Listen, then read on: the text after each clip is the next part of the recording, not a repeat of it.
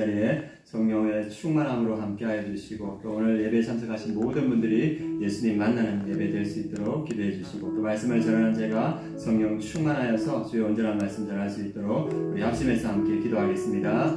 할렐루야. 하나님 아버지 감사합니다. 우리가 주님 앞에 함께 나아갑니다. 하나님 아버지의 손을 잡아주시고, 하나님 이 자리가 성령의 충만한 자리, 주님을 만나는 자리가 될 수 있도록 주님 역사하여 주시옵소서. 하나님 오늘 참석하신 모든 성도님들이 주님 만나고 은혜 받고 돌아가는 그러한 귀한 예배 되게 하시고, 우리가 신령과 진정으로 드려지는 예배 되게 하여 주시옵소서. 말씀을 전하는 자를 붙들어 주셔서 성령의 충만함으로 주의 온전한 말씀만 전할 수 있도록 주님께서 함께하여 주시고, 우리 성령님께서 이 예배를 주관하여 주시옵소서. 감사드리며 예수 그리스도의 이름으로 기도드립니다. 아멘. 할렐루야. 네, 어제 비가 오고 나서 이제 본격적으로 봄이 시작되는 것 같습니다. 벚꽃도 피고 했는데, 우리 이렇게 한번 인사하시겠습니다. 성도님 얼굴이 벚꽃입니다. 네, 벚꽃보다 더 환하신 것 같습니다. 네, 오늘 예배 후에 우리 목자 목녀분들 오늘 모임이 있습니다. 예배 후에 이 자리에 나와주시기 바랍니다. 우리 아프리카 속담에 그런 속담이 있습니다. 한 아이를 키우는데 온 마을이 필요하다. 그러니까 우리가 애를 키워서 그 가정에서만 키우는 것이 아니고 온 마을이 협력해야 온전한 한 아이를 키울 수 있다는 겁니다. 마찬가지인 것 같습니다. 우리 교회 아이들을 온전한 믿음으로 키우는 데는 온 교회가 필요합니다. 믿으십니까? 온 교회의 사랑과 기도가 이 아이에게 집중되었을 때 이 아이들이 믿음으로 온전히 커간다는 생각이 들었습니다.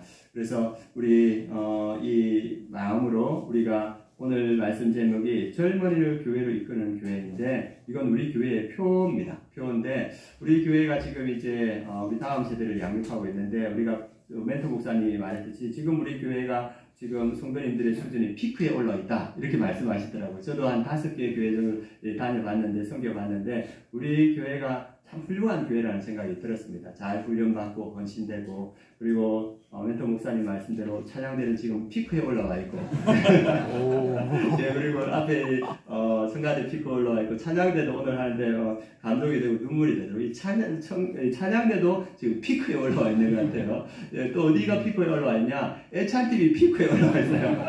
그 몇십 년의 노하우가 지금 막 이렇게 나와가지고, 예전에 그 임직식 할 때 우리 가족들이 와가지고 이렇게 하는 거예요. 이 피크에 올라와 있다는 뜻이거든요. 그리고 각 부서마다 우리 성도님들이 지금 피크에 올라와 있습니다. 근데 이 바람이는 이 피크가 계속 이어지길 원합니다. 네, 계속 이어지고, 이 지금까지 왔던 40년의 은혜와 사역들이 계속적으로 이어져서 앞으로의 40년의 사역들과 은혜들이 이어져야 되는데, 그러기 위해서는 우리 다음 세대가 세워져야 됩니다. 우리 젊은이들이 많이 우리 교회에 와야 되고, 또 젊은이들 중에서 우리 청년들이 믿음으로 세워져야 됩니다. 그래서 오늘 말씀을 통해서 우리 청년들을 어떻게 믿음으로 세울까? 그래서 제가 이 말씀을 고민하고 준비하게 된 계기가, 목장 신방을 해보니까 우리 모든 부모님들이, 우리 청년들이, 우리 자녀들이 믿음으로 세워졌으면 좋겠다. 우리 청년들을 어떻게 믿음으로 세울까? 우리 다음 세대로 세울까? 고민들이 많고 기도 제목이 간절하면서 왔습니다. 그래서 오늘 말씀을 통하여서 우리의 젊은이들, 우리 청년들을 어떻게 믿음으로 세울까? 그 은혜를 함께 나누는 시간을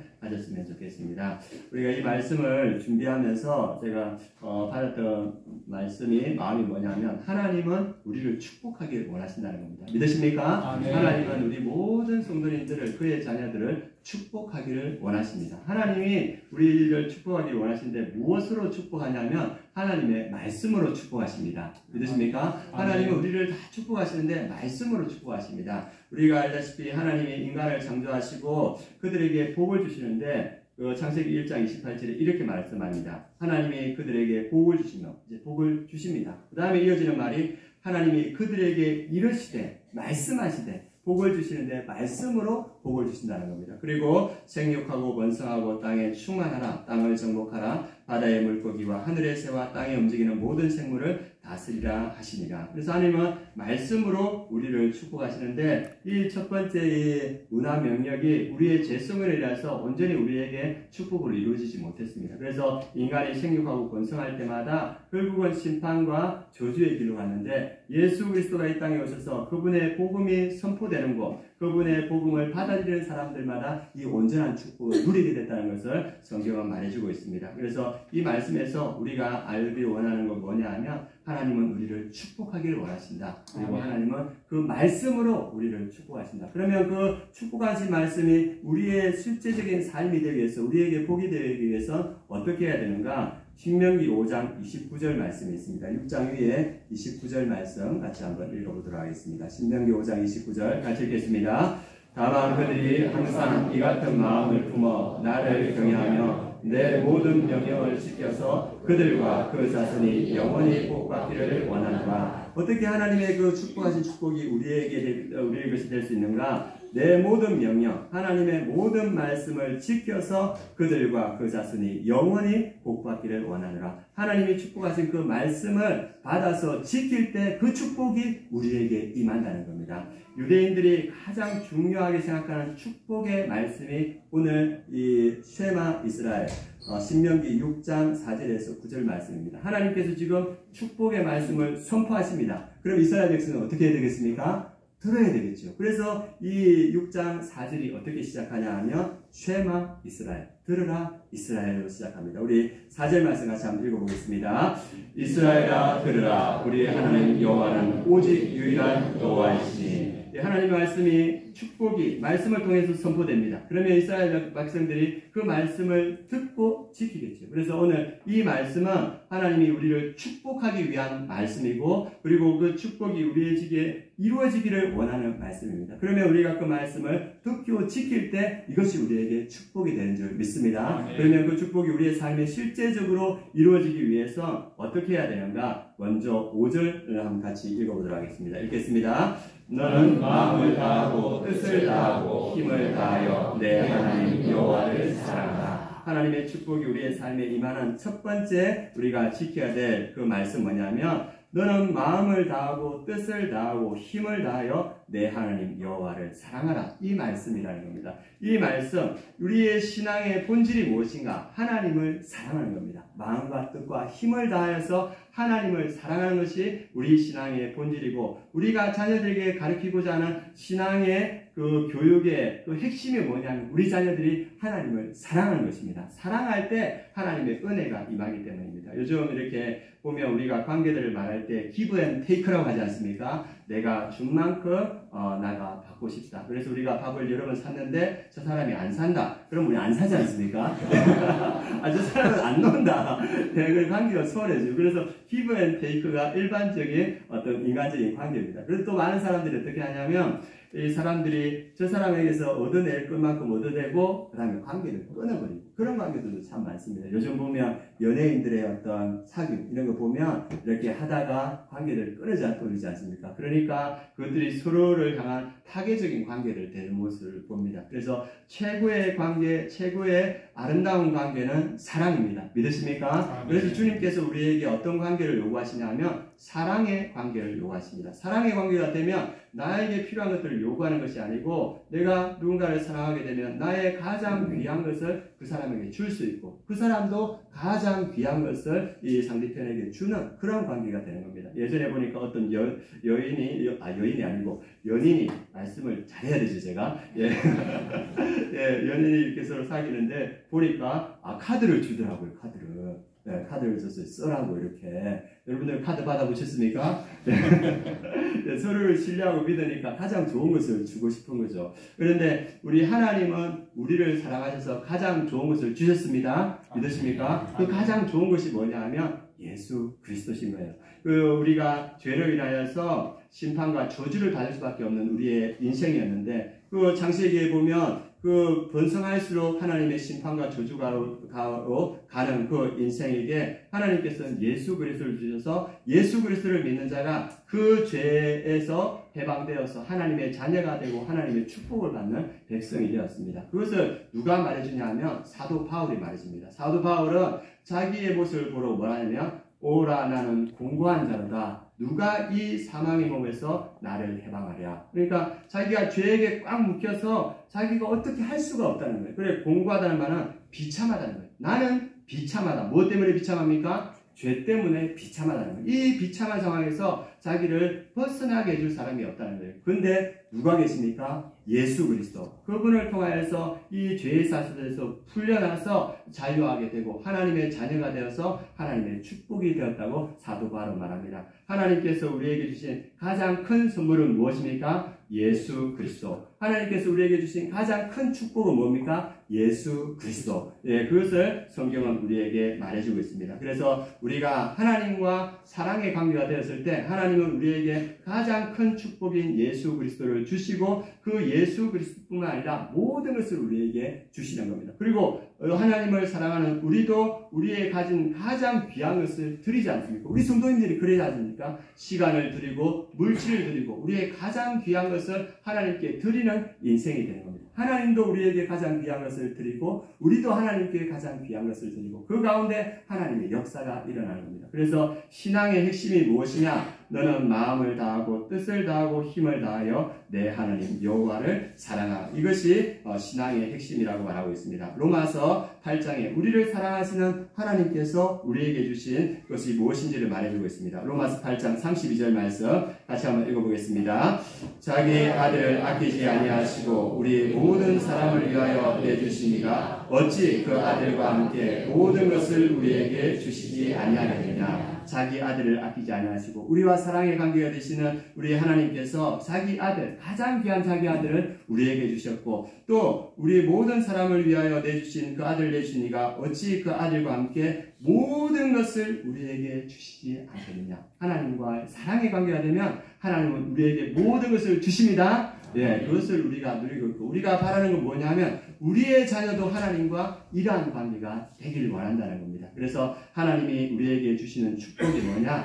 여호와를 사랑하라. 그럴 때 하나님께서 우리에게 축복을 주시고 그 사랑 가운데 거할 수 있다는 겁니다. 그리고 하나님의 그 사랑 가운데 거하는 방법들을 6절에서부터 9절까지 말하고 있습니다. 하나님의 그 사랑 가운데 거하는 방법, 하나님의 그 축복 가운데 거하는 방법이 오늘 한 4가지 정도 나오는데 첫 번째는 말씀을 마음에 새기는 것이고 두 번째는 내 자녀에게 부지런히 말씀을 가르치는 것이고 그리고 세 번째는 그 말씀을 늘 우리와 함께 동행하는 것. 그게 하나님과 사랑하는 것이고 하나님의 축복을 받는 길이라고 이렇게 말하고 있습니다. 마지막으로는 기도로 하나님과 동행하는 삶. 이 4가지가 하나님을 사랑하는 것이고 하나님의 축복이 우리의 삶에 임하는 것이다. 성경은 이렇게 말해주고 있습니다. 먼저 하나님을 사랑하고 하나님의 축복이 우리의 삶에 임하는 것이 무엇인가? 우리 6절 말씀 같이 한번 읽어보도록 하겠습니다. 6절 읽겠습니다.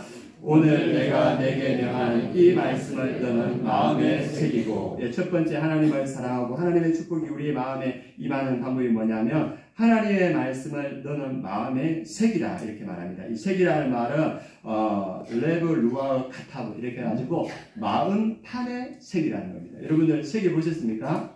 새긴다는 것은 힘을 주어서 흠집을 내어서 지워지지 않게 하라는 겁니다. 이 지워지지 않게 했을 때는 우리가 늘 그거와 함께 하는데 이 말씀을 어디다 새기라냐면 우리의 마음판에다 새기라는 겁니다. 마음판에 새기면 어떻게 됩니까? 우리가 이것이 잊혀지지 않고 그리고 이것이 영원히 우리의 삶 속에 있으면서 우리가 그 말씀을 지키게 됩니다. 우리 아까 영상을 보셨죠? 누가 나왔냐면 놀라운 모습 우리 김성진 목사님이 나오셨어요. 저도 놀랐어요. 아, 저런 때가 있으셨구나.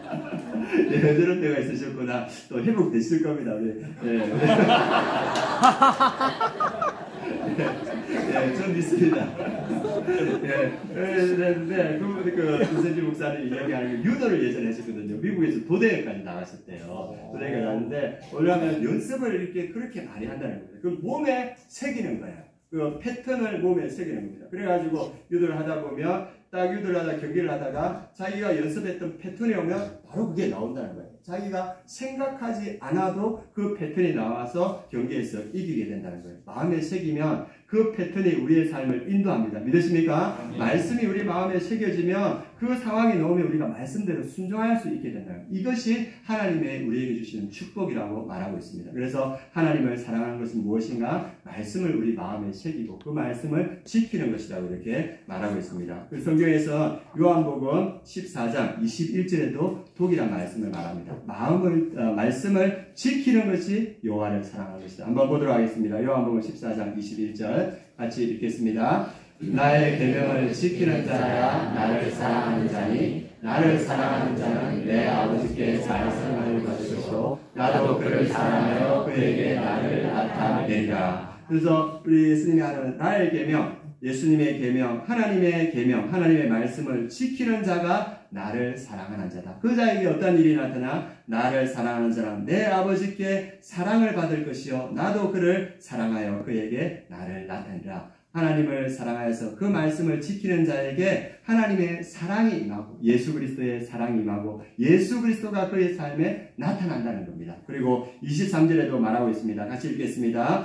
예수께서 대답하여 이르시되 사람이 나를 사랑하며 내 말을 지키리니 내 아버지께서 그를 사랑하실 것이요 우리가 그에게 가서 거처를 그와 함께 하리라. 사람이 나를 사랑하며 내 말을 지키리니 하나님의 말씀을 지킨다는 겁니다. 하나님의 말씀을 새겨서 지키는 자에게 내 아버지께서 그를 사랑하실 것이요 우리가 그에게 가서 거처를 그와 함께 하리라. 말씀을 지키는 자에게 하나님이 함께 하시고 예수 그리스도가 함께 하신다는 겁니다. 그래서 말씀을 마음판에 새기고 지키는 자가 하나님을 사랑하는 자고 하나님의 축복을 받는 자인 줄 믿습니다. 그 말씀을 실천해가는 우리 성도님들 되시길 바랍니다. 그래서 오늘 5절 6절에서 이 하나님을 사랑하고 그 축복을 받는 길이 뭐냐? 마음을 다하고 뜻을 다하고 힘을 다하여 내 하나님 여호와를 사랑하라. 그리고 하나님의 사랑하는 것은 하나님의 말씀을 마음판에 새기고 지키는 것이다. 이렇게 말합니다. 그러면 그 말씀을 마음판에 새기고 지키는 자에게 주시는 하나님의 축복이 무엇인가? 오늘 6장 2절 3절 말씀에 말하고 있습니다. 6장 2절 3절 같이 한번 읽어보겠습니다. 곧 너와 내 아들과 내 손자들이 평생에 내 하나님 여호와를 경외하며 내가 너희에게 명한 그 모든 규례와 명령을 지키게 하기 위한 것이며 또 내 날을 장구하게 하기 위한 것이다. 이스라엘아 듣고 삼가 그것을 행하라. 그러면 내가 복을 받고 너희 조상들의 하나님 여호와께서 내게 허락하신 같이 젖과 꿀이 흐르는 땅에서 내가 크게 번성하리라. 하나님의 말씀을 듣고 삼가 그것을 행하면 지키면 그러면 내가 복을 받고 내 조상들의 하나님 여호와께서 내게 허락하신 같이 젖과 꿀이 흐르는 땅에서 내가 크게 번성하리라. 이 말씀을 지킬 때 하나님의 축복이 그 사람에게 임한다는 겁니다. 그리고 하나님과 예수님께서 그 사람과 함께 하신다고 말씀해 주시고 있습니다. 제가 이 말씀을 묵상하면서 신약에 있는 요한복음 2장 말씀이 생각이 났습니다. 요한복음 2장에 보면 가나의 혼인잔치가 열리지 않습니까? 그런데 포도주가 떨어졌어요. 그리고 포도주가 떨어져서 예수님의 어머니가 예수님에게 여기 잔치에 포도주가 떨어졌다니까 예수님이 여자여 그것이 나와 무슨 상관이니까 내 때가 아직 이르지 아니하였나이다 하면서 거절하시는 거예요. 그러니까 예수님의 어머니가 하인들에게 뭐냐면 예수님이 가서 무슨 말을 하시든지 그 말에 순종하라. 이렇게 하니까 예수님께서 그 하인들을 불러서 그 정결 예식에 드는 항아리 한 80리터에서 120리터 드는 항아리입니다. 김장도 여기는 쓰시나요? 네, 여기는 쓰시는지 모르겠습니다. 예, 김장도 그 120리터 정도는 큰 항아리 6개가 있는데 그곳에 아기까지 물을 채우라는 겁니다. 그 하인들이 그 그 어머니의 말도 있어서 그 물들을 갖다가 그 열두통에 다 채우니까 예수님께서 그것을 떠서 연회장에 갖다 주라 이렇게 말합니다. 그 항아리에 든 물은 뭐냐면 정결 예식에서 손을 씻어서 지저분해지면 버릴 구정물 같은 물입니다. 그런데 그 구정물 같은 물이 예수님의 말씀을 통과하니까 극상품 포도주가 되는 겁니다. 그 말씀이 요한복음 2장 10절에서 11절에 나옵니다. 같이 한번 읽어보도록 하겠습니다. 말하되 사람마다 먼저 좋은 포도주를 내고 취한 후에 낮은 것을 내고는 그들은 지금까지 좋은 포도주를 두었도다 하니라. 예수께서 이 첫 표적을 갈릴리 가나에서 행하여 그의 영광을 나타내시되 제자들이 그를 믿으니라. 손 씻고 구종물로 버릴 그런 물이었는데 예수 그리스도의 말씀에 순종하여 예수 그리스도의 말씀을 통과하니까 좋은 포도주, 극상 포도주가 됐다는 겁니다. 이 일을 통하여서 하나님의 영광이 나타나며 제자들이 그를 믿었더라. 이 하나님의 역사하심, 예수의 역사하심이 나타나지 않습니까? 제가 섬겼던 그 산청에 있는 교회는 작년 교인들이 한 80명 이 정도 됐어요. 그래서 거기에 조그만 청소년부가 있었고 청년부가 있었습니다. 거기에 이제 제가 이제 청년부 생활을 했지 않습니까? 그래서 제가 그때 참 가난했고 그때 제가 대학교 합격증을 받고 이렇게 아버지한테 갔을 때 아버지가 이제 제가 보통 몇 살에 19살에 졸업하나요? 고등학교 3학년 때? 네, 제가 그때 안 졸업해가지고 그래가지고 이렇게 좀 늦게 졸업했지만 2년 늦게 졸업했지만 지방에 있는 물리치료학과를 합격해서 사립대학교에서 아버지께 등록부를 딱 보여드리니까 아버지가 그래 너가 대학에 가야지 네가 대학 가면 우리 집은 간장으로 밥 먹는다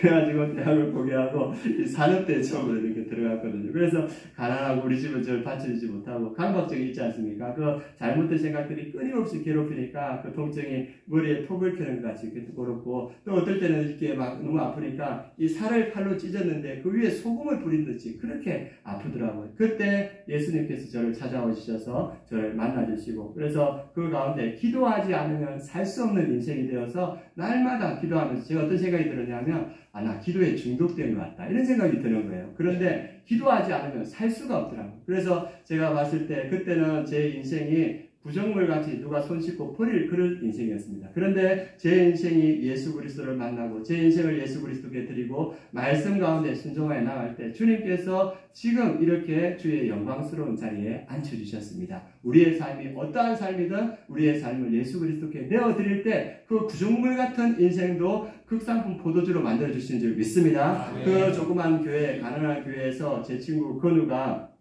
청소년부 생활을 하고 예수 그리스도를 믿고 그리고 그 가난한 어머니만 일하면서 근근히 살아가는 그 건우가 그의 삶을 예수 그리스도께 드렸을 때 하나님께서 그에게 임하셔서 그를 약사로 세웠어요. 지금은 그 친구가 의료팀 떠날 때마다 일망문지 약을 포장해가지고 이렇게 섬기더라고요. 그 아이도 제 친구도 별 볼 일 없는 아이였어요. 그런데 그 삶을 예수님께 드렸을 때 포도주 같은 삶으로 쓰시고 그리고 같이 청년을 했던 유영이라는 그런 누나도 있습니다. 가난한 농사집 딸이었어요. 그래서 또 딸이었고 그냥 이렇게 있다가 사라질 그런 인생이었는데 그 누나가 신앙이 좋아서 그 청년부 하면서 그의 삶을 예수 그리스도로 드렸을 때 하나님께서 그를 사모로 세웠어서 지금 군포에서 18년 동안 선임 목사님 사모님으로 섬기고 있습니다. 그래서 저에게 내가 너의 중보 기도자가 되어줄게 하면서 저를 위해 기도했습니다. 그 조그만 그 교회의 그 청소년부, 청년부 그 아이들이 그들의 삶을 하나님께 드렸을 때 그 부정물같이 버려질 그 아이들의 삶도 하나님께서 극상품 포도주로 만들어주셨습니다. 우리도 동일한 줄 믿습니다. 우리의 삶이 어떠한 삶이라도 우리의 삶을 주님께 드리며 주의 말씀 앞에 드리며 주님께서 우리의 삶을 극상품 포도주로 만들어주십니다.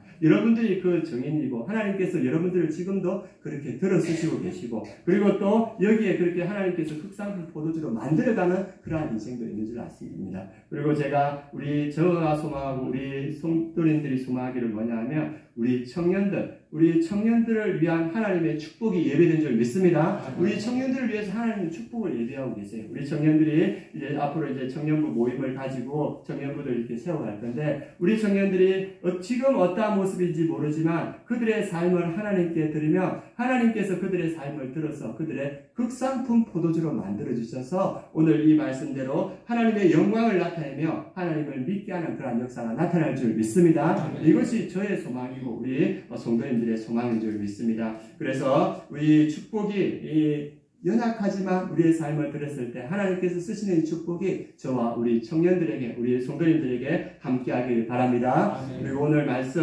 하나님을 사랑하는 것이 무엇인가 하나님의 축복이 우리의 삶에 임하기 위해서 우리가 어떻게 해야 되는가 7절 말씀입니다. 같이 한번 읽어보겠습니다.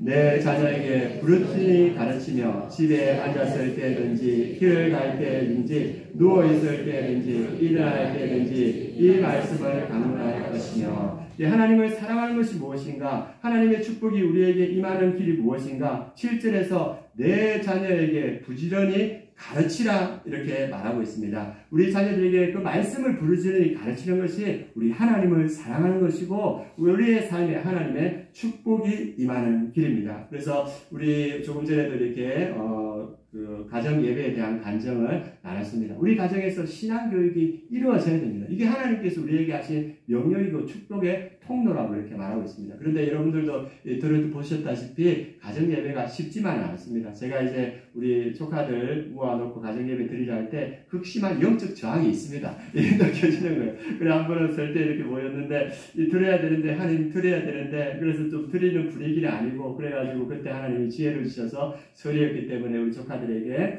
설 용돈을 5만 원짜리를 내가 봉투에 내가 주니까 이 아이들의 영안이 열리는 거예요.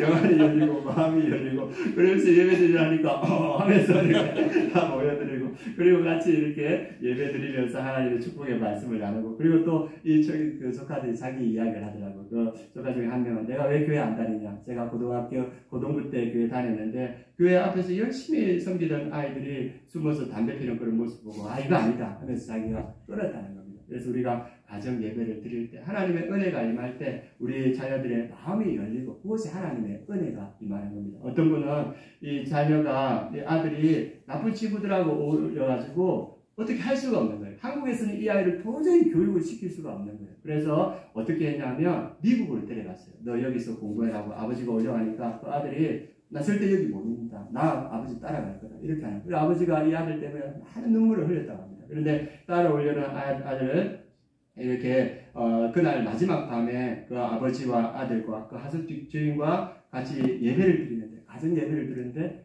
그것이 성령님이 임하버렸어요. 그래가지고 그 성령이 그 아들에게 강력히 임하니까 그 아들이 떼굴떼굴 그러면서 제가 잘못했어요. 제가 잘못 컸어요. 하나님 저 용서해 주시라 하면서 20분을 떼굴떼굴 울면서 부르더랍니다. 그리고 나서 깨어나서 뭐라 하냐면 나 이제까지 이렇게 평안한 적이 없었어. 아빠 나 괜찮으니까 아빠 한국으로 돌아가. 그리고 그 아들이 남고 그곳에서 이제 고등학교 생활을 시작했다고 합니다. 그런데 하숙 주인한테 전화가 왔어요. 어떤 전화가 왔냐면 목사님 아들이 아침마다 지하실에 들어가서 1시간씩 기도하고 나와요. 그리고 이 아들이 지금은 이제 전도사 되어가지고 신학대학을 다니면서 정말 교수님도 탐내는 그런 아들이 됐다고 합니다. 누가 하십니까? 하나님이 하시는 거예요. 그래서 우리는 그 하나님의 일하심을 믿고 우리 자녀를 위해서 기도하고 우리가 할 수 있는 최선을 다해서 우리 자녀들에게 신앙 교육할 때 하나님이 하실 줄 믿습니다. 우리의 모든 자녀들을 하나님이 하십니다. 제가 22살 때 예수 그리스도를 믿었지 않습니까? 그래서 제가 생각할 때 더 어렸을 때 믿었으면 하나님이 더 크게 쓰셨을 건데 이런 마음이 있는 거예요. 그러나 그때는 모르는 거예요. 그리고 여러분들이 잘 아시는 이재철 목사님 몇 살에 하나님 만났냐면 예수 그리스도를 만났냐면 36살에 만났대요. 늦은 시간 아닙니까? 그러나 늦을 때가 아니라 하나님을 만난 그때 하나님이 역사하시는 거예요. 그리고 우리가 잘 아는 조정민 목사님 그분은 47에 하나님을 만났어요. 그래서 하나님을 만나서 그분이 하나님께 귀하게 쓰임 받습니다. 우리 자녀들도 하나님께서 만나주실 줄 믿습니다. 우리 자녀들, 우리 청년들 늦은 때가 없습니다. 하나님 만난 그때 하나님께서 쓰시는 거예요. 그래서 오늘 우리에게 주시는 말씀이 뭐냐면 내 자녀를 신앙교육하라. 오늘 말씀에 내 자녀에게 불절리 가르치며 집에 앉았을 때든지 길을 갈 때든지 누워있을 때든지 일어날 때든지 이 말씀을 강론하라. 그래서 가르치면 하나님이 역사하십니다. 그래서 제가 우리 청년들, 우리 다음 세대를 위해서 지금 어떻게 해야 되나 이렇게 기도하고 준비하는데 그런 생각이 드는 거예요. 가정과 교회가 함께 연합해서 우리 자녀들을, 우리 청년들을 믿음으로 세워야 되겠다. 그래서 가정에서는 우리 부모님들이 자녀들의 신앙교육을 할 수 있는 최선을 다해서 하시고 우리 교회에서는 또 최선을 다하겠습니다. 그래서 우리 교회에서는 지금 4월 달부터 우리 청년들을 신방하기로 했습니다. 그래서 신방하고 그래서 명단을 이렇게 받았는데 명단을 받고 쭉 보니까 이 교회에 이렇게 잘 나오는 청년들, 잘 안 나오는 청년 한 20명 정도 되더라고요. 명단을 보니까 이런 마음이 들더라고요. 저희 부부는 자녀가 없지 않습니까? 그런데 이 자녀들이 우리 청년들의 명단을 보니까 이 청년들이 하나님께서 우리에게 주신 영적 자녀구나 그런 생각이 들었습니다. 우리가 최선을 다해서 이 청년들을 믿음으로 세우겠습니다. 그래서 여러분들은 새벽마다 또 기도할 때마다 우리 청년들을 위해서 자녀들을 위해서 기도해 주시고 저도 새벽마다 그 새벽 기도의 자리에서 기도하겠습니다. 그리고 하나님께서 또 은혜 주셔서 우리 교회의 가장 큰 장점이 맨투맨 그리고 제자 훈련이지 않습니까? 그래서 우리 청년들 중에서 또 맨투맨을 하고 제자 훈련을 하고 그래서 우리 청년들이 이렇게 조금 더 강건해지면 또 청년부를 세울 겁니다. 그리고 그 청년부를 통해서 하나님께서 물이 포도주로 되는 그런 역사가 있을 줄 믿습니다. 그래서 저가 우리 힘쓰고 우리 교회가 함께 있고 가정에 함께 있을 때 이 역사가 나타날 줄 믿습니다. 그리고 마지막으로 우리 하나님의 사랑이 우리에게 임하는 하나님의 축복이 우리에게 임하는 방법이 8절에서 9절입니다. 같이 한번 읽어보겠습니다. 너는 또 그것을 내 손목에 베어 기호를 삼으며 내 미간에 붙여 표로 삼고 또 내 집 문서주와 바깥문에 기록할지니라. 하나님을 사랑하는 것, 말씀을 가까이 하는 것이라고 말씀드렸습니다. 그리고 8절에서 동일하게 너는 또 그것을 말씀을 내 손목에 메어 기호를 삼으며 내 미간에 붙여 표로 삼고 또 내 집 문설주와 바깥문에 기록할지니라. 말씀과 늘 동행하는 삶, 그 삶을 사는 것이 하나님을 사랑하는 삶이고 하나님의 축복이 너희에게 임하는 삶이다 말씀해 주고 있습니다. 우리 시편 1절 말씀에 1편 말씀에 이런 말씀이 있습니다. 예, 갑자기 사라졌어요. 예, 누가 시편 1절에 복 있는 사람은 그렇게 나오지 않습니까? 우리 시편 1편 같이 한번 보도록 하겠습니다. 네, 1편 1절에서 3절 말씀 같이 한번 읽어보겠습니다. 시작. 복 있는 사람은 악인들의 꾀를 따르지 아니하며 죄인들의 길에 서지 아니하며 오만한 자들의 자리에 앉지 아니하고 오직 여호와의 율법을 즐거워하여 그의 율법을 취하러 묵상하는다. 그는 시냇가에 심은 나무가 철을 따라 열매를 맺으며 그 잎사귀가 마르지 아니함 같으니 그가 하는 모든 일이 다 형통하리로다. 복 있는 사람은 이렇게 시작합니다. 복 있는 사람은 오직 여호와의 율법을 즐거워하여 그의 율법을 주야로 묵상한다. 하나님 우리를 축복하기를 원하시는데 말씀으로 우리를 축복하지 않습니까? 그 축복의 말씀을 주야로 묵상하고 그것을 지키는 자에게 주시는 주님의 축복. 그는 시냇가에 심은 나무가 철을 따라 열매를 맺으며 그 잎사귀가 마르지 아니함 같으니 그가 하는 모든 일이 다 형통하리라. 이것이 말씀과 함께하는 자에게 주시는 하나님의 축복이라 이렇게 말씀하고 있습니다. 그래서 말씀과 늘 동행하며 묵상하며 하나님을 사랑하고 하나님의 축복을 얻는 우리 모든 성도님들 되시길 원합니다. 그리고 하나님을 사랑하고 그리고 하나님의 축복이 임하는 마지막 방법이 뭐냐면 기도로 하나님과 동행하는 겁니다. 오늘 나오는 쉐마 이스라엘 6장 4절부터 9절까지는 이스라엘 유대인들의 기도문입니다. 이 기도문은 언제냐면 아침에 한번 이 기도문으로 기도하고 저녁에 한번 기도하고 일평생 살아있는 동안 다 아침과 저녁에 이 기도문으로 낭독하고 기도한다고 합니다. 우리가 아이가 태어났을 때 우리 아이들이 태어났을 때 가장 먼저 배우는 말이 무슨 말입니까? 엄마. 예, 예, 엄마, 아빠, 엄마, 아빠. 예, 아빠는 두 번째입니다.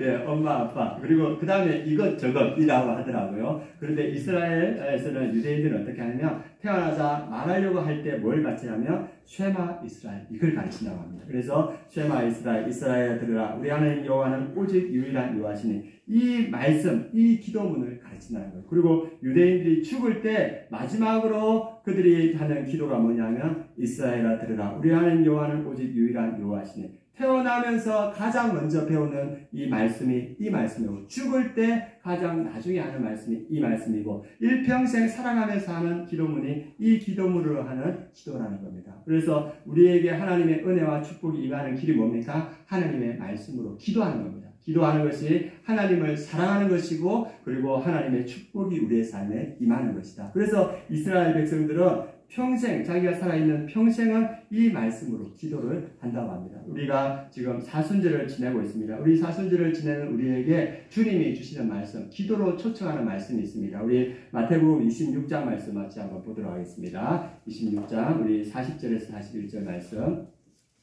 같이 한번 보도록 하겠습니다. 같이 읽겠습니다. 제자들에게 오사 그 자는 것을 보시고 베드로에게 말씀하시되 너희가 나와 함께 한 시간도 이렇게 깨어 있을 수 없더냐. 시험에 들지 않게 깨어 기도하라. 마음에는 원이로되 육신이 약하도다 하시고. 예, 기도가 하나님의 사랑하는 것이고 하나님의 축복이 임하는 길이라 했는데 예수님도 자고 있는 제자들에게 와서 안타까움으로 이렇게 말씀하십니다. 너희가 나와 함께 한 시간도 깨어서 기도할 수 없더냐. 시험에 들지 않게 깨어 기도하라. 마음에는 원이로도 육신이 약하도다. 내가 너희들이 육신이 약한 거 안다. 피곤하고 지쳐있는 삶인 줄 안다. 그렇지만은 너희가 깨어서 기도하길 원한다. 그 길이 무슨 길입니까? 예수 그리스도를 사랑하는 길이고 하나님의 은혜와 축복이 우리 삶에 임하는 길이라고 말하고 있습니다. 그리고 시험에 들지 않게 깨어 기도하라. 우리가 기도할 때 우리가 시험에 들지 않고 우리 자녀들과 시험에 들지 않습니다. 우리가 이 사순절을 지나고 있습니다. 곧 고난주가 올 겁니다.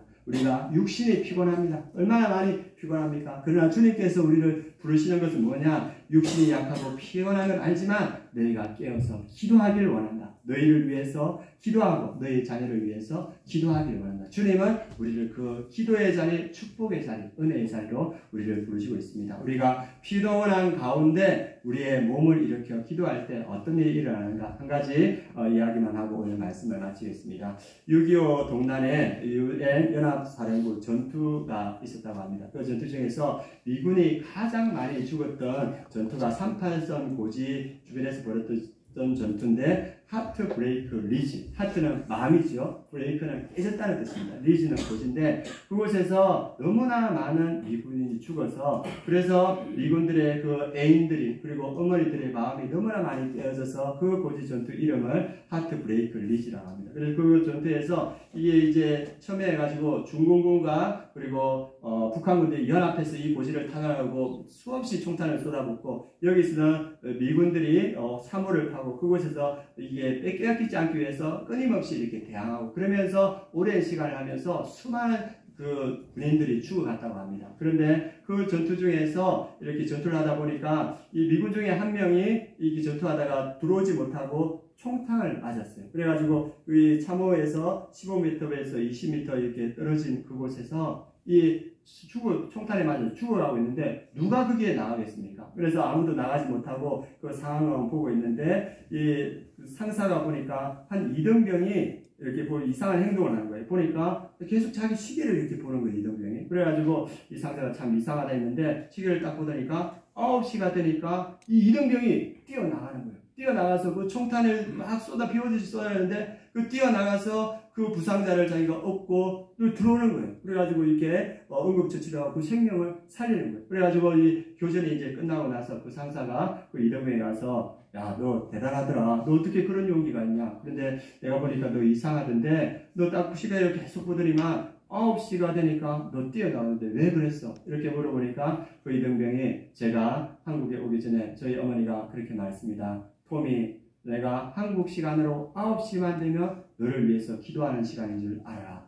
이렇게 말했다는 겁니다. 그러니까 그 토미가 그 상사에게 상사님 하나님께서 저를 그 총탄으로부터 지켜주는 시간은 우리 어머니가 저를 위해서 기도하는 시간입니다. 이렇게 이야기했다는 이야기를 들었습니다. 여러분들이 기도하는 그 시간이 사탄의 그 총탄으로부터 우리 자녀들을 막아주는 시간인 줄 믿습니다. 우리 자녀들이 세상에 나가서 누군가의 생명을 구하는 그 시간입니다. 그래서 예수님께서 우리가 피곤한 줄 알지만 주님께서 너의 피곤을 깨어서 기도하라는 겁니다. 너희를 위해서 기도하고 너의 자녀를 위해서 기도하라. 그 자리가 축복의 자리고 주님을 사랑하는 자리고 그리고 하나님의 은혜가 임하는 자리인 줄 믿습니다. 우리가 사순절을 지나고 있습니다. 여러분들 이 사순절 기간에 그리고 고난주간 기간에 우리 피곤한 육신을 이끌어서 주님 앞에 나오시기 바랍니다. 오늘 말씀 오늘 하나님께서는 우리에게 축복하시길 원하십니다. 하나님은 말씀으로 축복하십니다. 그 말씀 가운데 우리가 주님께 나가서 온 마음과 뜻과 힘을 다해서 사랑할 때 하나님의 축복이 우리의 삶에 임하고 또 하나님의 그 생명의 말씀, 축복의 말씀을 가슴판에 새기고 지켜갈 때 하나님의 축복이 우리에게 임하는 줄 믿습니다. 그리고 우리에게 하시는 말씀,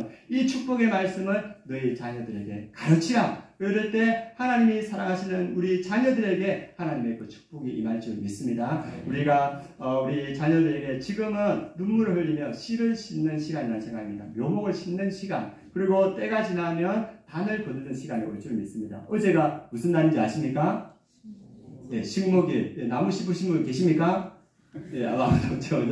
예, 예전에 저 어렸을 때도 식목일 되면 묘목 하나 들고 산으로 보내더라고요. 그러니까 산에 가서 나무 심고, 민둥산이었는데, 그때 우리가 씨 뿌리고 묘목 심고 해서, 지금 이제 시간이 지나니까 우리 온 산이 푸르게 변했습니다. 우리가 지금, 좀 거치고 한피한 우리 청년들의 토양이지만, 우리가 씨를 심으면, 묘목을 심으면 하나님 때 푸름이 나타날 줄 믿습니다. 우리가 그것을 믿고 우리 자녀들에게 신앙교육 시키시고 우리 청년들을 위해서 기도하시고, 그럴 때 하나님의 때 우리 청년들이 푸르게 동산을 이루고 숲을 이루는 그 역사가 일어날 줄 믿습니다. 그래서 우리 자녀들을 위해서 기도해 주시고, 또 우리 자녀들을 위해서 신앙교육 해주시고, 교회와 함께 우리 자녀들을 세워가면 좋겠습니다. 그럴 때 하나님께서 우리 성도들의 삶을 통하여서 극상품 포도주를 만드는 역사를 일으켜 주시고, 우리 자녀들과 우리 청년들을 통하여서 극상품 포도주를 만드는 그 역사를 이루어 주실 줄 믿습니다. 이 믿음으로 우리가 순종하며 나아갔으면 좋겠습니다. 이 시간 함께 기도하겠습니다.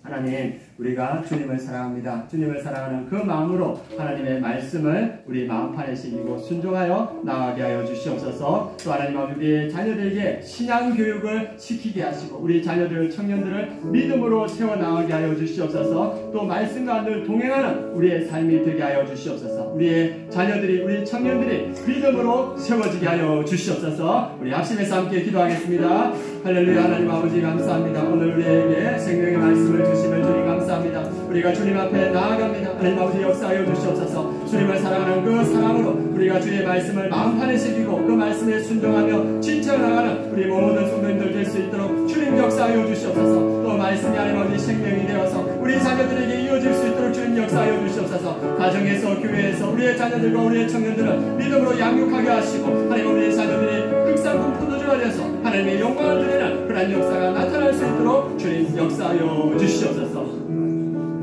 하나님 감사합니다. 우리를 사랑하시는 주님께서 우리에게 생명의 말씀을 주심을 감사드립니다. 그 생명의 말씀을 우리 마음판에 새기게 하여 주시옵소서. 그 말씀에 순종하게 하여 주시옵소서. 그래서 주의 축복과 은혜가 우리 성도님들에게, 우리 자녀들에게, 우리 청년들에게 임하게 하여 주시옵소서. 그래서 우리 모두가 다 극상품 포도주가 되어서 하나님께 영광 돌리는 그러한 삶이 될 수 있도록 역사하여 주시옵소서. 감사드리며 예수 그리스도의 이름으로 기도드립니다. 아멘. 우리 찬양하시면서